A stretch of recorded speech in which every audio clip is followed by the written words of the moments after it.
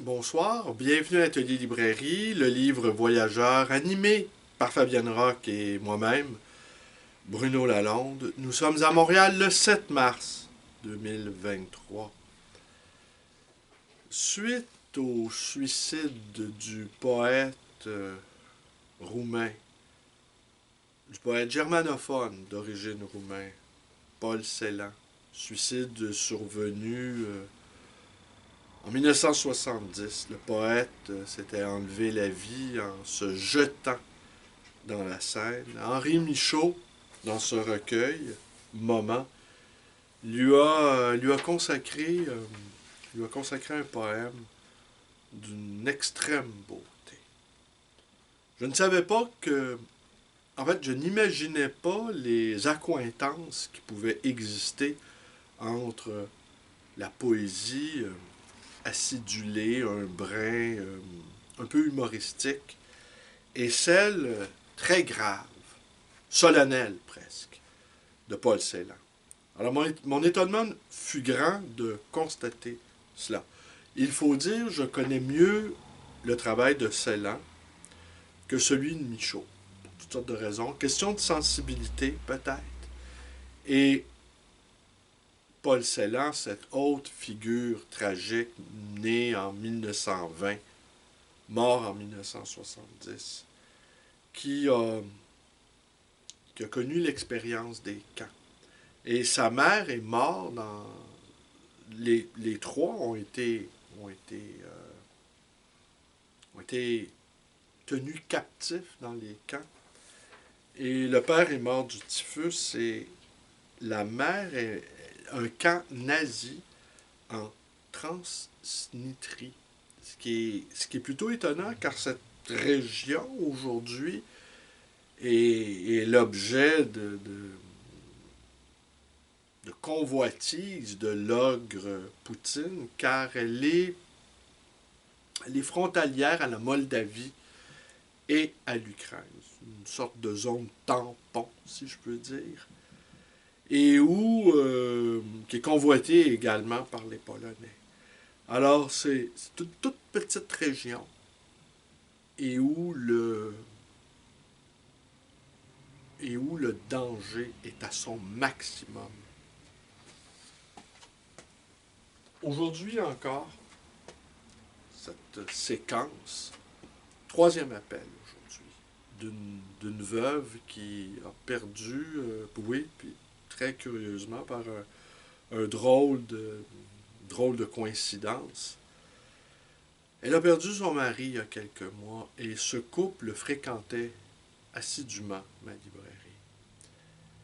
Et ils étaient également d'origine roumaine. Et le désarroi de cette dame, qui elle aussi ne pouvait contenir son chagrin. J'ai eu à le recevoir, c'est pas compliqué, c'est la troisième veuve en une semaine.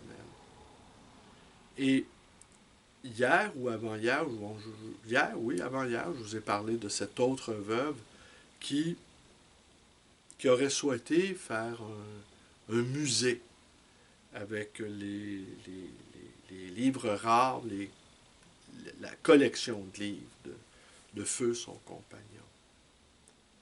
Alors, c'est répandu, en fait.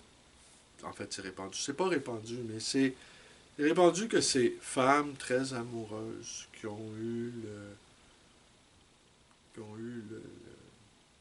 la tâche d'accompagner leur compagnon dans l'édification d'une bibliothèque ou d'une collection ont par-delà la mort de leur compagnon, ont le désir de pérenniser la collection de leur ami, de leur amoureux.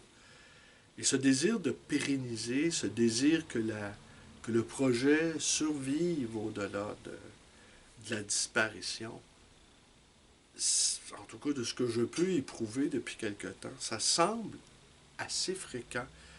Et d'une certaine manière, je ne souhaiterais pas que Fabienne vive cela.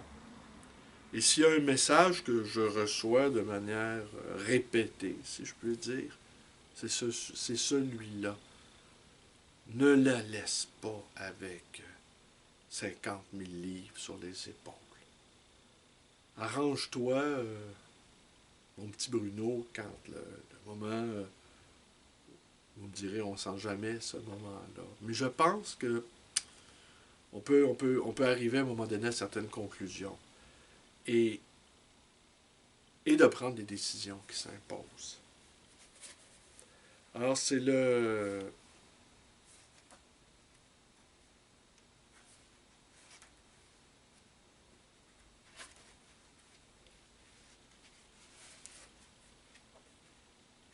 Attendez, pas je me trompe pas dans les Michaud. Oui, c'est le 119. Alors, c'est un court poème.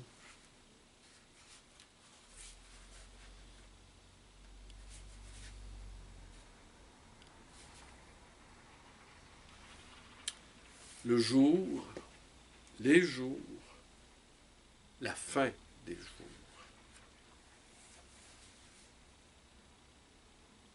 Sans qu'ils parlent, lapidés par leurs pensées. Encore un jour de moindre niveau. Geste sans ombre. À quel siècle faut-il se pencher pour s'apercevoir? Fougère, fougère. On dirait des soupirs, partout des soupirs. Le vent éparpille les feuilles détachées.